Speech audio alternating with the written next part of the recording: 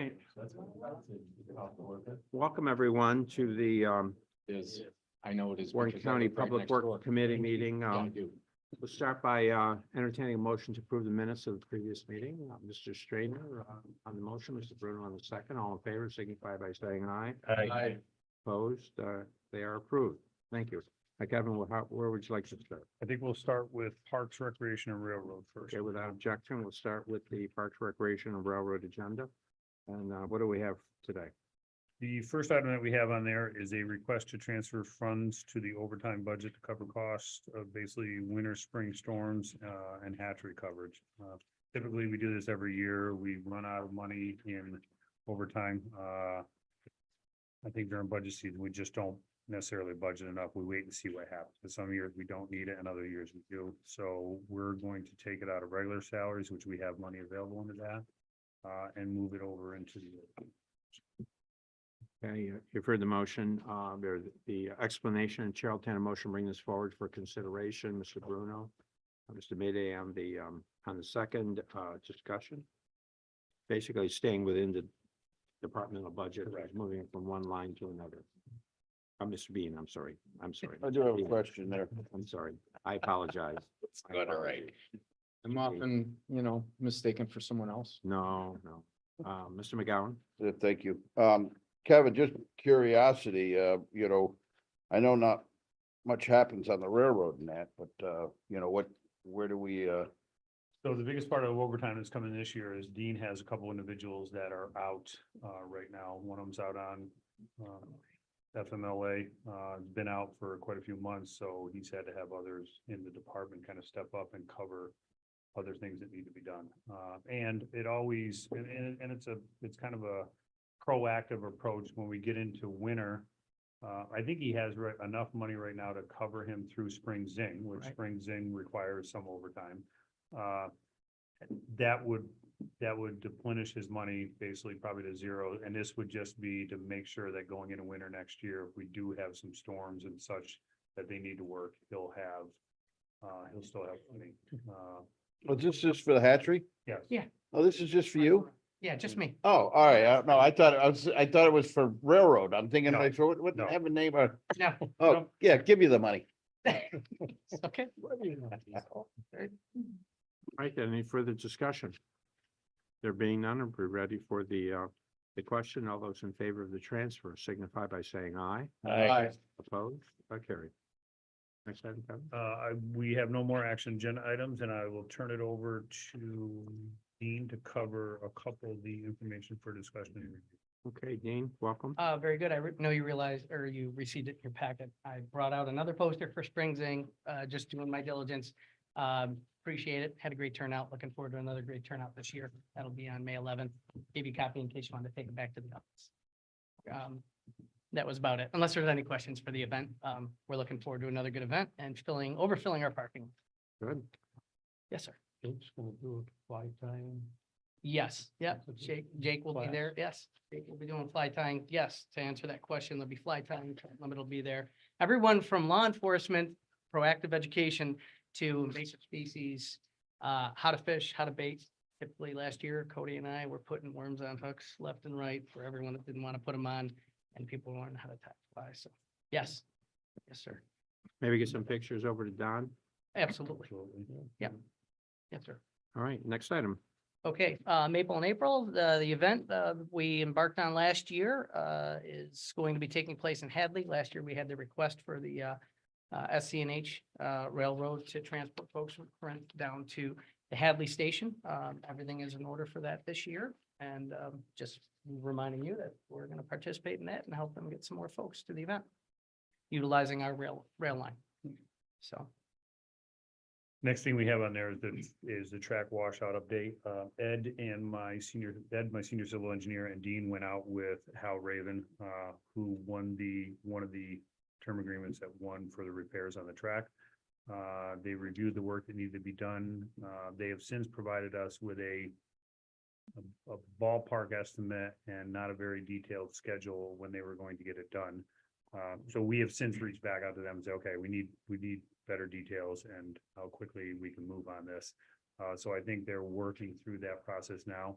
One of the other things that we had Hal Raven do is inspect the track that he's going to be on, including where he's going to run his train with the Maple in April, and he's inspected with DOT, and right now we got the track inspections and we're good. Yes. He's good to run it as the Class A track as 10 miles 10 miles. per hour.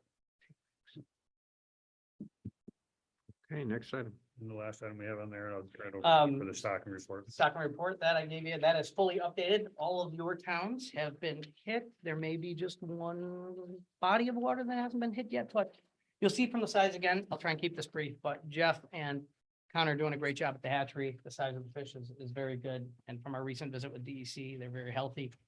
We're actually out today, going out to stock, and pretty much all we have left is a little in the Hudson and some air stocking to do. But that is the full list to date for you for what has been stocked. So ahead of the curve. And once again, if you could, when you do that sort of thing, take some pics, because not everybody knows what you do. Right. And, but they benefit from. Oh, absolutely. From what you do, and so putting something out there, I think is important. Yeah, would you Not rather, something I know you're busy doing, it's not something you commonly Right. think about, but it wouldn't take anything, especially these days, just cell phone, just click, and send it off to Don. Well, I was We do- hoping that they'd take me up in the helicopter again so I could get some better pics, but they haven't asked me yet, so. You're gonna give him a shot like that. Mr. McGowan? Oh, yes, thank you. It's a lot of fish. is- It's a lot of fish and, 9.5, Out of 10, my heart. 9. Yeah, 9.5 and 10-inch, but even the 2-year-olds up to a 15, 16-inch fish. That's just awesome. How do you determine the amount of fish that go into, the hatchery. no, into, how do you Well, determine? that's based off the state, how do we stock the waters that we stock? Right, That's based on information between the state permit, when they give us the information, what they want to supplement, and the volumes based on the research that they do. It's kind of an existing thing, but those are levels that have been agreed upon in the past with the state carrying capacity, And with our permits. habitat, and with the permits. and I notice we do mainly trout. I mean, is there a reason why the state just picks trout? Are they, because of they're better eating or, No, for our hatchery, right? no, our hatchery is strictly a cold water hatchery. It's a spring hatchery, glorified with some spring water from Warrensburg that has been running true to the day for over 100 years, as far as I know. But it's a cold water hatchery, so we would just take. it. Oh, all right. I mean, I'm not, Yeah. just not familiar with that. I've seen it stocking, which is Yeah. kind of amazing how they get shot out of the tube there and then they hit that water and then they're like bazinga, It's a- They're probably so happy not to bump into their neighbor there, yeah. Take a little stress. But in I the tanks just was until they- noticing the numbers, and then, and why, in Glen Lake, you have a fall, rainbow trout in the fall and stocking it now. Is there, The reason there are multiple times is most likely that a lot of our waters are put in tank. They get fished heavily, as you may know. Okay. And a lot of times we have that population in later in the season to see, to just replenish the population, so. yeah, I'm not questioning it. It's Yeah. just like, that's a lot of fish you guys raise. So, And- so your tanks are pretty much empty now. Our tanks at the hatchery? Yeah. No, we have the next year class. Actually, we're continually grading. Everything that's in the hatchery itself now is getting graded.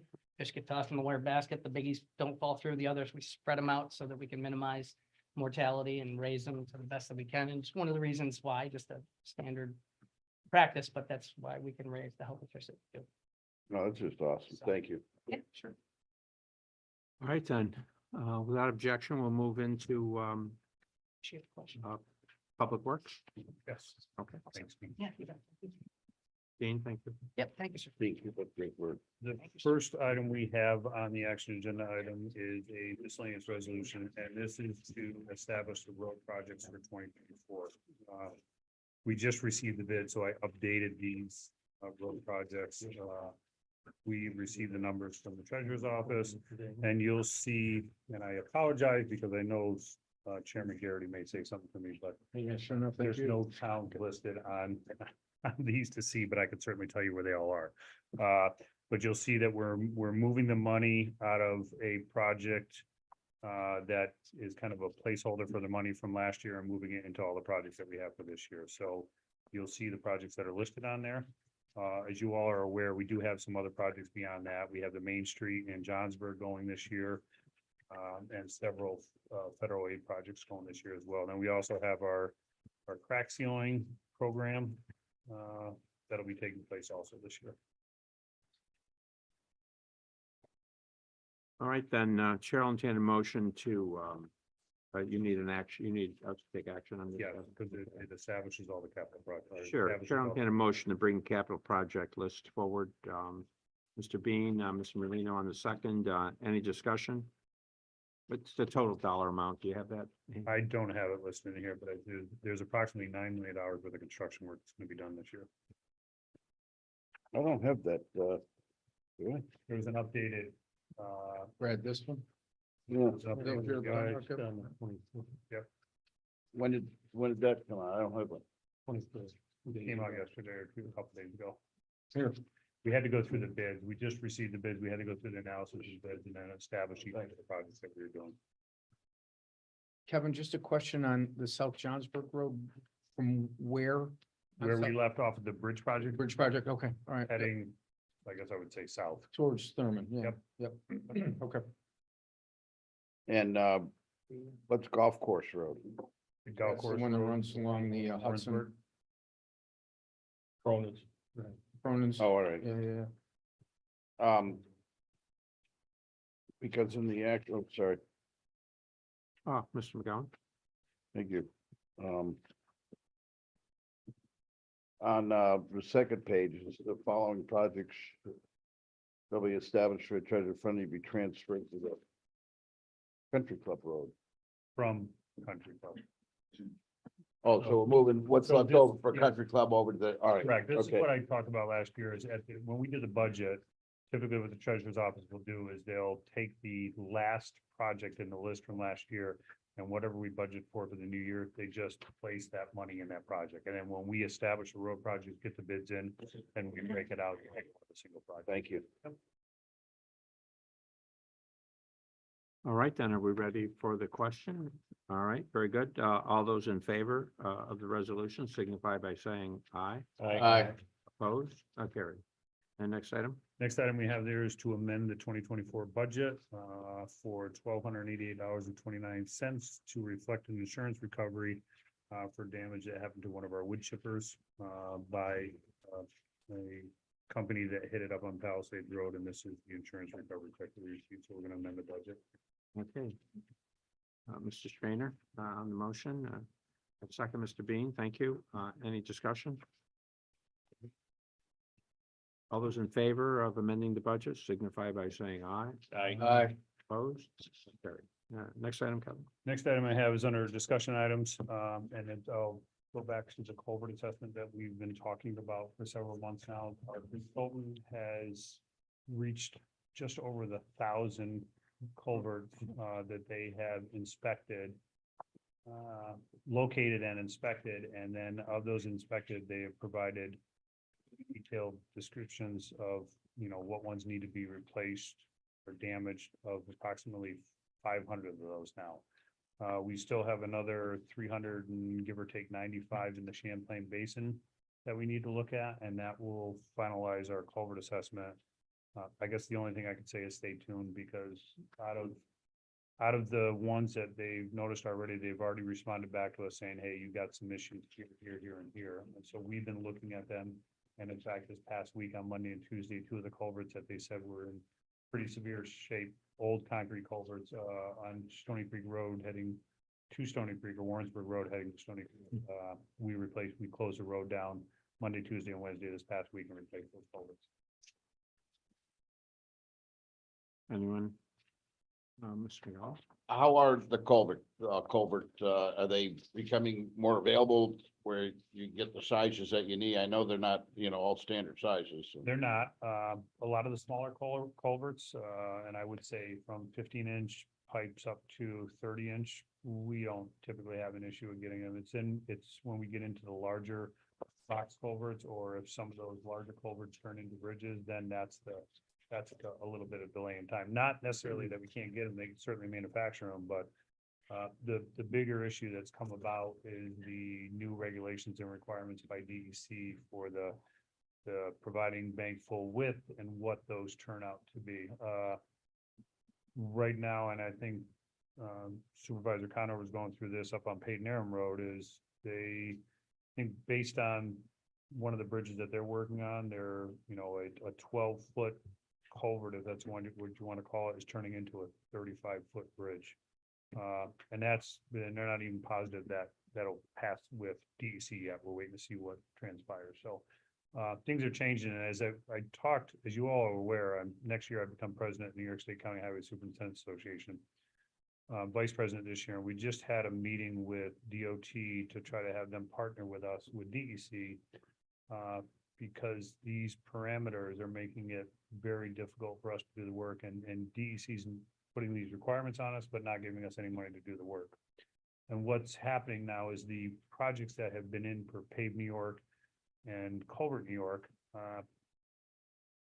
they've already been put in and they've already had an estimate done without having these new guidelines that DEC is putting out. And now the estimates are running very, the estimates are blown out of the water because the cost is increasing so much. A lot of these culverts that they thought were just going to be replaced with a box culvert, like a 3-sided culvert, or an arch, are now turning into bridges. And with the Bridge New York money, there is the ability to grab some more of the money from the state or from federal highways. With the Culvert New York money, which is strictly New York money, there's no extra money. So that means the county, if there's any increased cost, the county or towns or villages who have one of these Culvert New York projects, cost increase, they're on their own to pay for whatever extra costs there are. If I don't mind, Where the heck? Supervisor Conover, how can you do that? I mean, you're expecting a culvert and now they're talking bridge and all I see is ching, ching, ching. Well, you try to be, you know, as creative as you can. You know, you start looking at, you know, bridge projects, so, you know, easily $1 million plus. I mean, they go through the roof, but the county has, one of the things we're looking at is, you know, Kevin has talked about that when bridges are brought to specification, that perhaps the county should take over all the bridges in the county, not to do them, but when they're brought to spec, then the county takes them. And one of the things that we're looking at, and we may be back to the committee because our engineers are reviewing it right now, is the county has a bridge that it hasn't used. And if we can use that, then and it'll fit and we can get the permits and everything we have to get, then that kind of creates kind of a win-win situation for the county and for the town. But you have to look at those kinds of things, you know, going forward, you know, what opportunities are out there. Because these costs, they can get away from you very, very quickly. Believe me when I tell you, and on that road, the county already owns two bridges on that road already. So, but whether the county takes the bridge or doesn't take the bridge, if we can use a surplus bridge that the county has, we're happy to do that. We have some surplus bridges hanging around. One surplus bridge. So, and this is an example of one of the other bridges that we replaced on the road that runs to Peyton Aram Road. We had designed it and it worked, and DEC came back and made significant changes to what they required us to do. So we not scrapped that bridge. We have it. We kept all the material for it, knowing we could certainly use it somewhere else or somebody else could I certainly. hope so, yeah. Yep. So no, I don't have a surplus of them. I had one. I had one. Well, it's just, you know, it's so convenient that we have a bridge laying around for it, you know, but hopefully you guys can use it, yeah? Well, one of the things that I've witnessed recently is DOT created a spec to build different size box culverts. And of course, you all know they come in sections, whether they're 4-foot sections, 5-foot sections, or whatever, and different sizes. One of the things that we do every year is we put out a bid for structures for frames and grates. Typically, Paletti or somebody like that wins the bid. Essex County has been putting out a bid for box culverts in different sizes, and they have a surplus. In fact, when we started to do County Route 11, we had reached out to them to see if the ones that they had in stock we could use. Unfortunately, they were too small of a size that we couldn't use them, but they've been, I think the ones that they had in stocks were, 8x10s, and they had 75 feet of it. And they purchased it through whoever they bid it to. I think it was Fort Miller. And they have them in stock, and DOT kind of worked out an agreement and a spec. So the spec and everything is there. So we can certainly put out a bid in future years, like I do for drainage truckers and such, saying, hey, we want a bid on, these 4 or 5 different sizes. Just not that we have to take them. We're going to put a bid out and you guys give us a price. And then if we need them, we can certainly go to them and get them. Is this something maybe we ought to look into,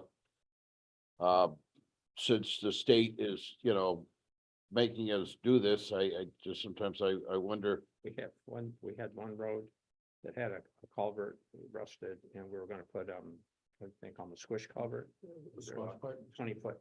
20-foot culvert, and they said, no, that was too small, and they don't allow you any longer to put culverts side by side. We ended up having to put a steel deck bridge in, and that price just went. I mean, you went from here to there like that. So it's gonna be a challenge when you look at all the infrastructure that we all own, right? And so I think that Kevin's idea about maybe over time, now this is something that would happen over the next, I don't know, 40 years, 30 years, whatever, but the idea of bringing the bridges under one central control is an idea that has merit, because then you prioritize the funding. We're not all competing against one another for bridges. Maybe one bridge really is a higher priority, but the funding goes over here. Now, what do you do over here? And so I think the idea that over time, that maybe we have some kind of capital approach that consolidates the ownership of this, I think it's an idea worthy of discussion. Yeah, on that note, and I'll give you an example. We submitted a bridge for Bridge New York this year, and we typically compete with Washington County on a bridge. But this year, Johnsburg happened to put in a bridge. And so we, as the county, as part of the AGFTC, backed out of kind of reviewing the proposals, and we let Washington County, DOT, and AGFTC review the proposals for our bridge, as well as Johnsburg Bridge, and they won. They got the bridge for this year, which we're okay with. They get the bridge, and then certainly when that bridge is constructed, as I talked about before, we would certainly take that bridge over. To go back to what Ron said is, for an example, this one that Ron was talking about on Peyton Aram Road is not a bridge right now because of the length. It's a culvert, but based on the new guidance from DEC, most likely it's a bridge. It's over 20 feet. The fact of the matter is, currently in Warren County, there are 12 bridges, and they vary in the towns. I think Hague, Stony Creek, Bolton may have one, and I forget who else. I think there's one in Queensbury as well. That they are bridges that are still owned by the towns. There's only about 12, but these that for culverts are turning into bridges as well. So, but again, as Ron said, we don't need to compete. If the towns bring the bridges up to spec, then I, as a superintendent based on highway law, can certainly accept these, but it would be based on making sure that the bridge is up to the specs that the county would require. Now, certainly in the future, that would increase our bridge maintenance budget, because we would have more bridges. But I think going forward, you've heard me say this before, that I think the idea of further opportunities for consolidation, I think it's inevitable. We're all having so much difficulty finding mechanics, finding machine equipment operators. The cost of this equipment has just gone right through the roof. I mean, tandem these days is how much?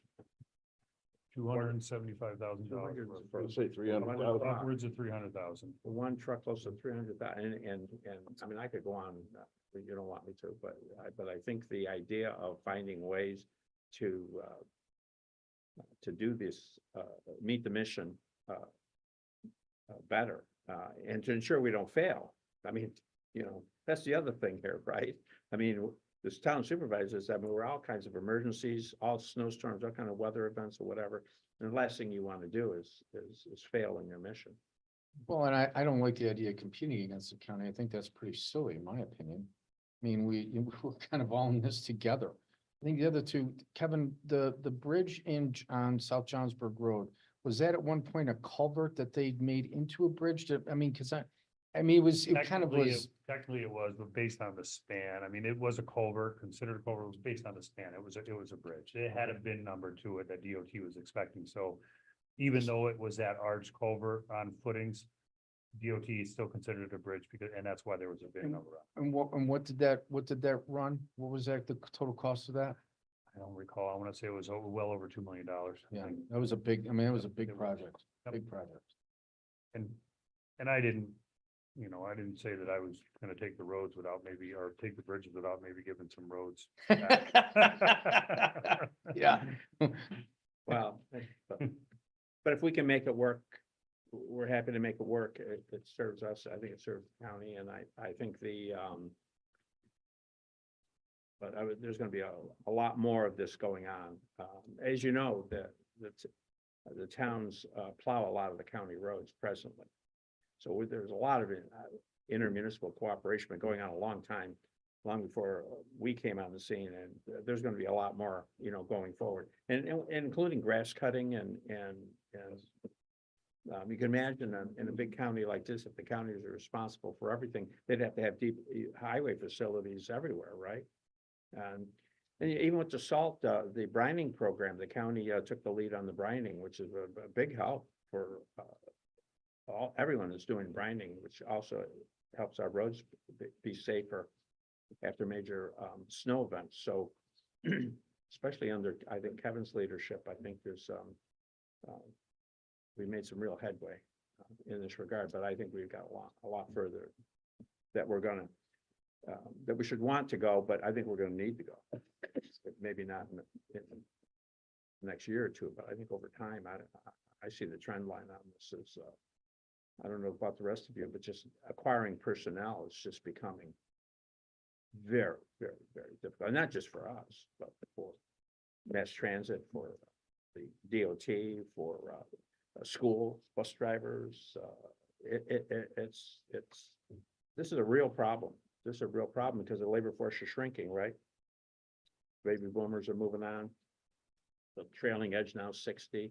The labor force that follows them is just so much smaller. So you see it in housing, you see it everywhere. Anything else, Kevin? I just have one more item that I didn't have on a discussion item because I only found this out yesterday. My fiscal manager, who has been here 29 and a half years, is going to retire. So I didn't have time necessarily to bring a resolution to this committee. I've asked John if he could certainly bring this on his agenda for personnel and finance, so I will discuss it a little bit more then. But I would, this individual has certainly said that they would stay on a part-time basis and help the new individual, whoever may come into that position, as just as an assistant and also to get us through budget. So we would expect probably a 3-month. So again, I will have it on John's agenda, but I'll discuss it, but it would be probably required a temporary position for a fiscal manager for a period of time. So I get the new fiscal manager up and running. Not on our agenda, so we can't have it as an action item today, but just so everyone knows, an FYI, that given the importance of this position and the need to have to move forward with this, quickly, that they'll be bringing it to personnel, but we don't want anyone upset because we didn't take action on it. So, didn't come in time for the agenda, and if it's not on the agenda, we can't. Anything else? That's it. That's all I have. All right. Anyone else wishing to address the committee at this time? Privilege of the floor. There being no one, Mr. Strainer to adjourn, Mrs. Second, Ms. Bean the second. All those in favor signify by saying aye. Aye. Opposed, we're adjourned. Thank you, everyone.